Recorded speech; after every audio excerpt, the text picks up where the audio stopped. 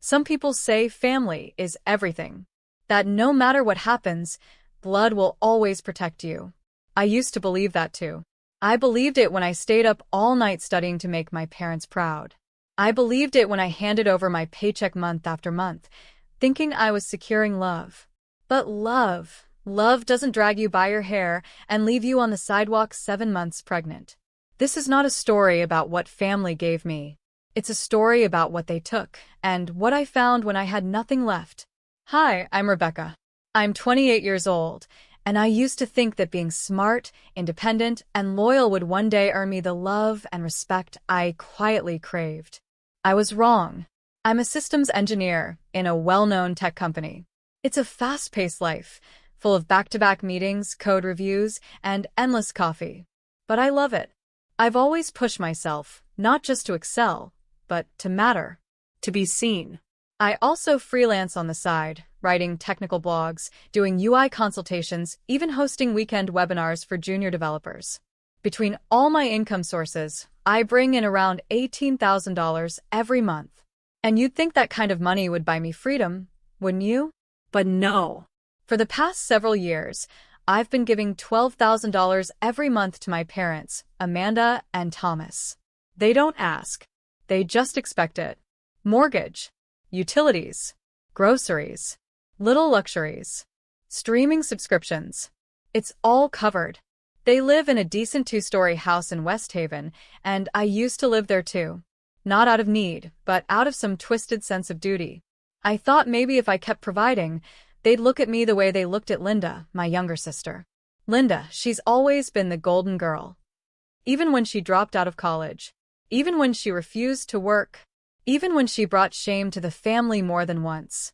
My mother still calls her my poor baby, while I, the one paying their bills, am often reduced to the other one.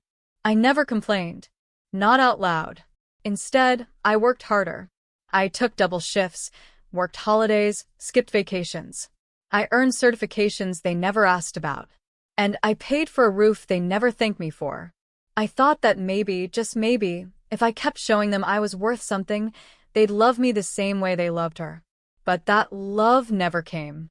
And then one day, during a project kickoff call that was already 2 hours behind schedule, I met someone who looked at me like I was more than enough. Jackson. He was the new project manager brought in from another division. Calm under pressure. Sharp, articulate, and surprisingly funny. He didn't just delegate, he noticed. When I made a clever code suggestion, he praised it in front of the team.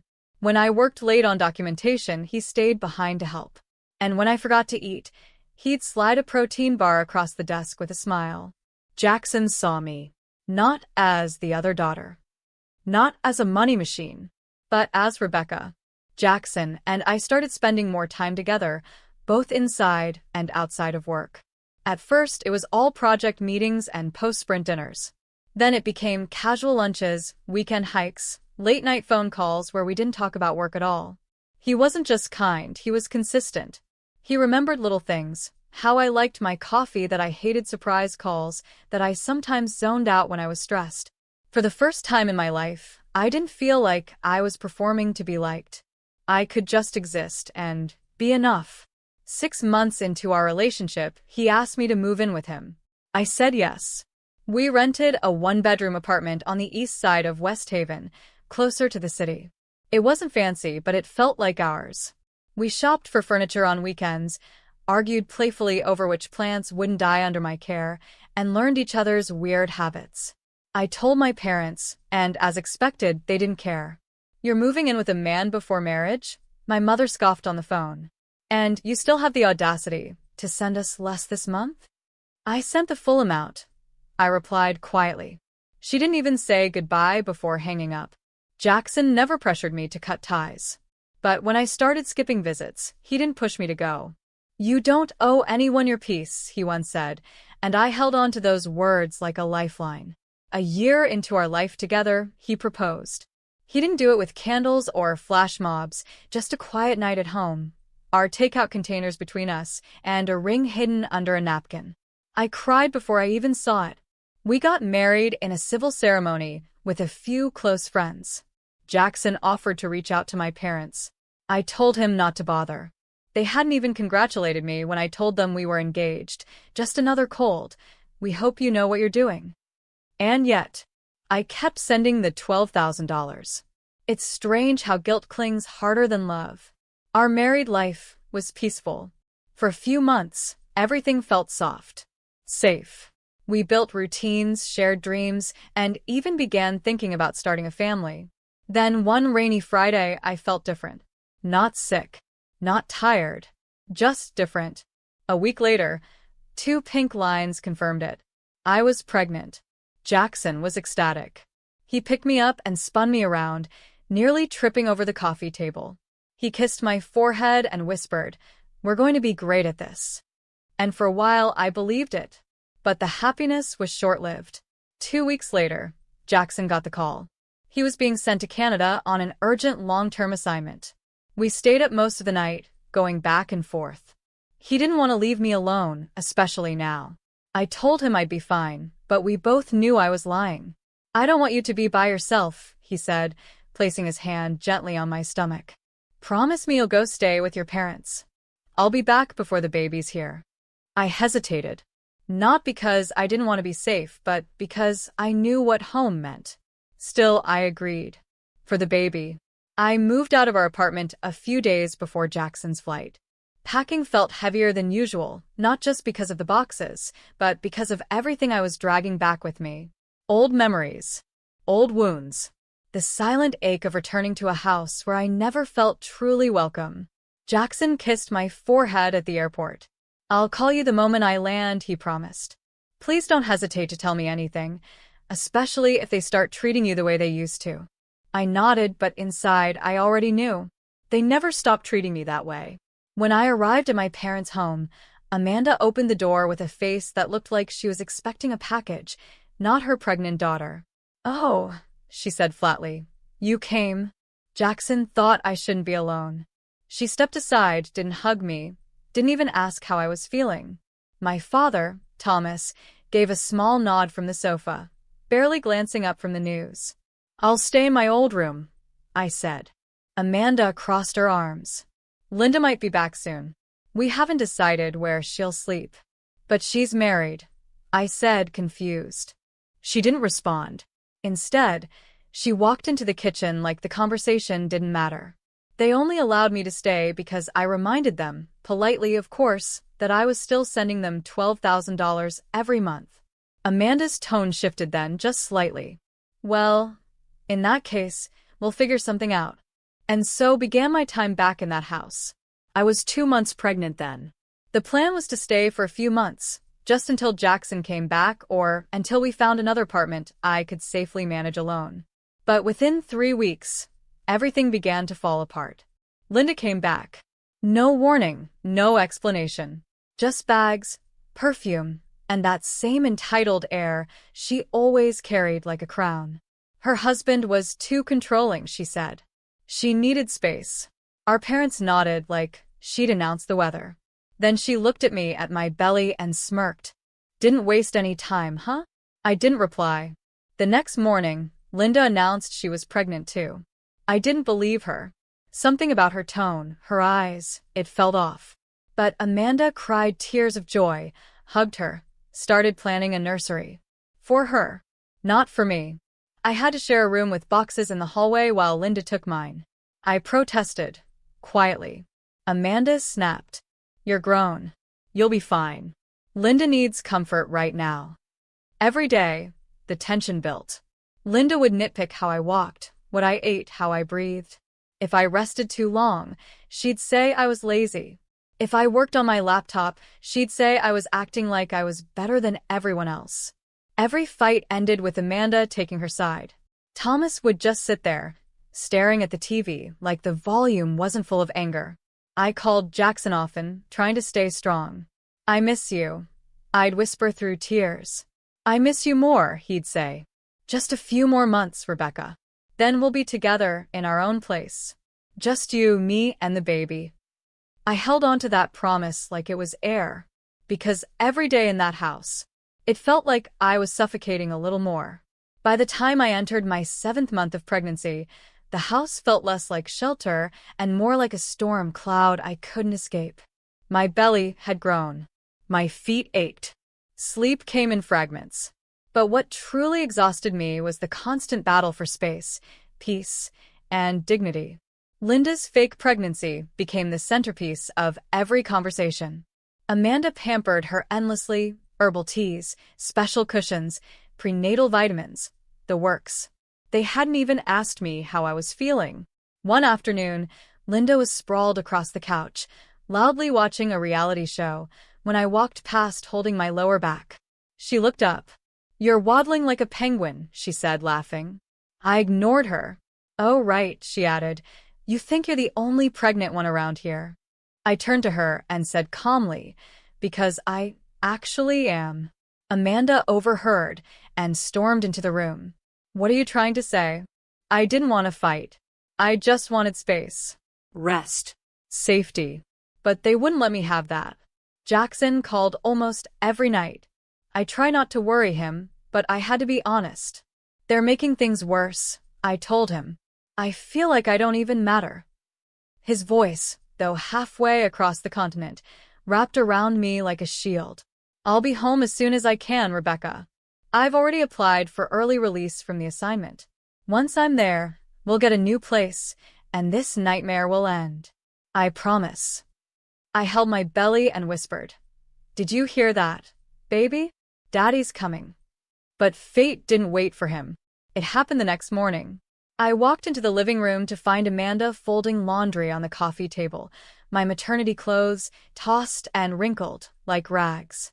"These were cluttering the closet," she said coldly. I stepped forward. "Those were folded. In my room." Linda stood in the doorway with her arms crossed. "I told Mom I needed more space." She agreed. I clenched my fists. "This is my house too. I pay for this house." Amanda's eyes narrowed. "You think money gives you rights? You think you're better than us just because you send a check every month." "I give $12,000 to this house," I said firmly. "Every month. And you treat me like I'm in the way." The room went still. Linda smirked. Thomas, as always, looked away. Then Amanda's face twisted into something unrecognizable. In one fast, brutal motion, she grabbed a wooden photo frame from the shelf and swung it at me. It hit my right shoulder, hard, enough to make me stumble back against the wall. I gasped, cradling my stomach. "Stop. I'm pregnant. Please don't." But Amanda wasn't done. She grabbed me by the hair, pulled with full force, and dragged me across the floor, yelling, "Get out. You've always acted like a queen in someone else's home." My body screamed in pain, but I wrapped my arms around my belly and begged her to stop. The front door flew open as she shoved me out and slammed it shut behind me. I collapsed on the porch, gasping for air, hair tangled, shoulder throbbing, and my hands instinctively protecting the one thing that still mattered, my baby. And then I heard a car door slam. Someone ran toward me. "Oh my God, Rebecca?" It was Olivia, our neighbor. I saw what she did. I saw everything. "Don't move. I'm taking you to the hospital." The drive to the hospital felt endless, though Olivia drove like her own life depended on it. I sat slumped in the passenger seat, trembling, one arm holding my bruised shoulder, the other still cradling my belly. The pain was sharp, but what terrified me more than anything else was the question that wouldn't leave my mind. Was my baby okay? Olivia kept glancing at me, her voice tight with worry. "Stay with me, Rebecca. We're almost there." I nodded, barely. Can you call my husband? His name is Jackson. He's in Canada. His number's in my phone." She grabbed my phone, unlocked it, and hit the number labeled my love. I couldn't hear what he was saying on the other end, but Olivia's words came fast. "Jackson, this is Olivia. I'm your wife's neighbor. She's been assaulted." "Yes, by her mother. I'm taking her to the ER now. Please, come as soon as you can." She paused, then nodded. "Okay. Yes. I'll stay with her. Don't worry." When we reached the ER, nurses rushed toward the car and helped me into a wheelchair. The overhead lights, the antiseptic air, the beeping monitors, it all blurred together. In the exam room, a female doctor with soft eyes took my hand. "You're safe now, Rebecca. We'll take care of everything." They ran ultrasounds, checked my vitals, monitored the baby. After what felt like forever, she smiled gently. "The baby's heartbeat is strong. He's okay." I broke down sobbing. Olivia hugged me, gently, like someone who truly cared, unlike the family I was born into. "I've called security," she said softly. "They're documenting everything. And I'm not going anywhere until your husband gets here." True to her word, Olivia stayed with me all night. She brought me water, adjusted the blanket, talked to the doctors, even called Jackson again to update him on the situation. Jackson arrived a day and a half later, breathless, eyes red with worry. He rushed into the room and dropped his knees beside my bed. "Rebecca." He took my hand and kissed it. "I'm so sorry. I should have never let you go back there." I shook my head. "You didn't know. I didn't know." His voice cracked. "They could have killed you. They could have hurt our son." Then I said what had been bubbling up inside me since the moment Amanda hit me. "I want to press charges. I want justice." He didn't even blink. "We'll file everything. And I'm not leaving your side." The hospital's legal advocate helped us begin the process. Olivia agreed to testify as a witness. Security footage from nearby homes had already been shared with police, and the doctor's report clearly described the bruising, swelling, and the emotional trauma sustained during the attack. 2 days after I was admitted, I was released, with strict instructions to rest, stay stress-free, and avoid any stares or strain. Jackson took me straight to a hotel near the courthouse, and from there, we met with a legal team. Our lawyer filed charges for felony assault on a pregnant woman, domestic violence, reckless endangerment, complicity against Thomas and Linda. 2 days later, the police arrived at my parents' house. Amanda, Thomas, and Linda were arrested. Linda screamed.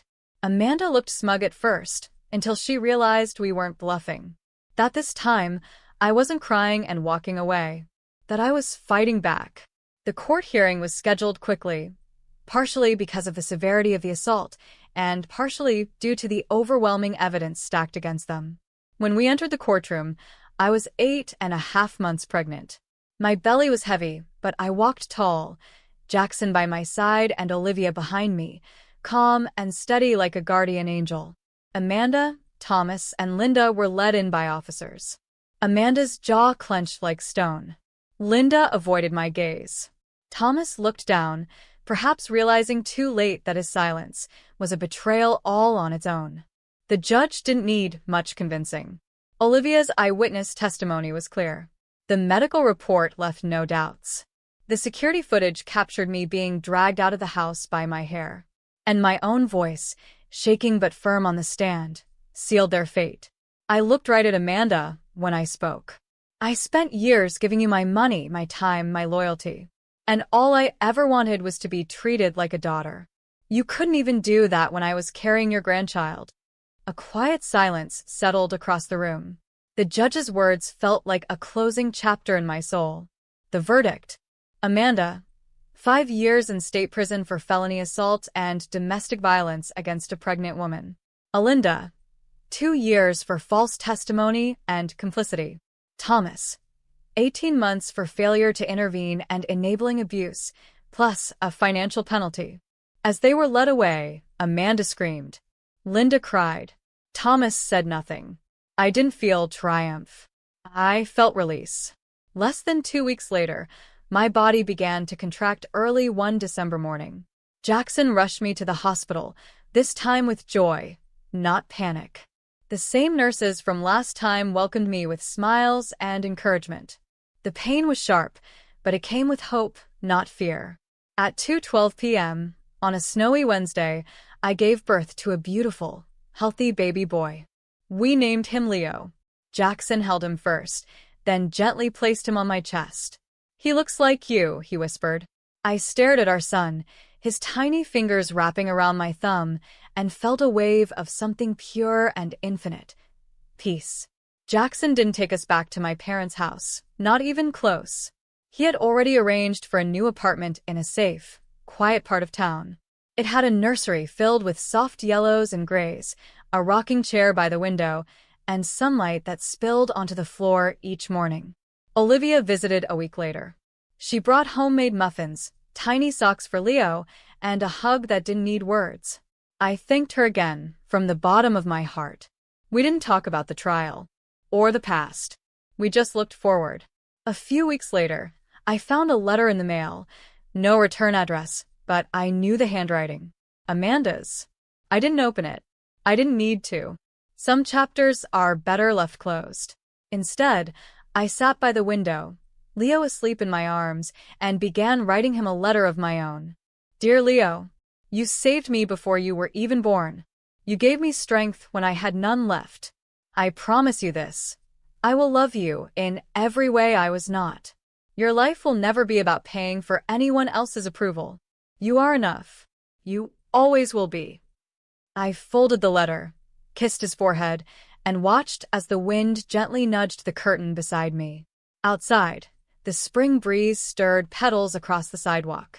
Inside, I finally felt home. A full year had passed since that winter evening when I held Leo for the first time. Time had softened some memories, blurred others, but one thing had remained vivid: the sound of silence from the people who once called themselves my family. Amanda, Thomas, and Linda had been in prison for months now. From time to time, letters arrived in the mail, mostly from Amanda. They always came without return addresses, and I never opened them. I didn't need apologies written by someone who only felt sorry when the consequences finally arrived. Jackson would sometimes hold one up and ask, "Want me to burn this one?" I'd smile softly. "No. Just put it in the drawer with the others." But not everything from the past stayed unwelcome. Olivia had become more than a neighbor. She was now like family. She visited often, brought over homemade soup, helped hold Leo when I needed to take client calls. She even offered to babysit when Jackson and I went out for our first proper date night in over a year. And then came Leo's first birthday. We didn't throw a big party. Just a small celebration at home, with a white and blue cake, a candle shaped like the number 1, and the 3 of us laughing in the soft afternoon light. After Leo drifted off to sleep, I sat by the window with my journal and began writing. It wasn't a social media post. It wasn't for Jackson. It was for myself. Dear me, you survived what others didn't even see coming. You were rejected by the ones who should have protected you. You found strength in your child. You built a home from ashes. And you learned that blood doesn't make you family, love does. Be proud, Rebecca. You broke the cycle. As I closed the journal, Jackson came and stood behind me, placing his hands on my shoulders. I still can't believe how far we've come. I can, I said, without hesitation. We looked at Leo sleeping peacefully in his crib, a soft mobile turning slowly above his head.